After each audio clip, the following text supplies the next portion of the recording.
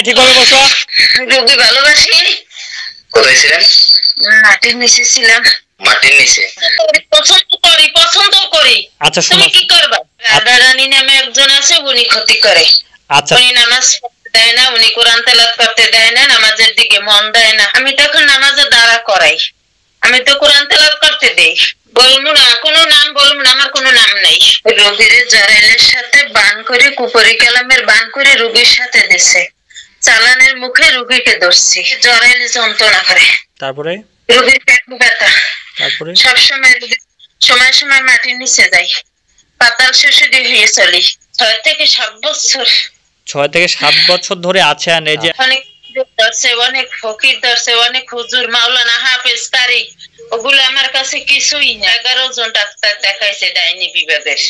এই মাদ্রাসার একজন হাফেজ সাহেব, তাকে আমি নিজেই অত্যাচার করতাম, তিনি নিজে সিলিন্ডার হইয়া চলে গেছে। জি পারবা না, পারবা না। পারবো না আমি?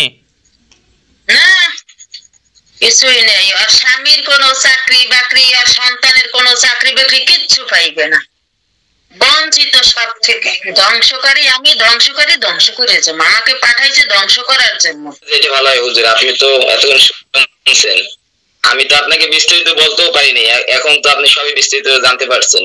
এখন যেটা ভালো হয়, যদি জব করলে ভালো হয় তাহলে জব দিয়ে দিবেন। আমরা 7 জন, 7 জনে 7টা বান করা রোগীরে, জরাইলের সাথে বান করা, একবার না, দুইবার না, 1000 বার বলা হয়েছে। আচ্ছা 4 জনকে আমি একসাথে জবাই করতেছি। রোগীটা পড়ে গেলে ধরিয়ে না, ধরিয়ে না এবার। পেট ব্যথা না, পেটের ভিতরে বুঝে যে একটা বোঝা ইয়ে, বুঝে পেট ফুললে গলা গলা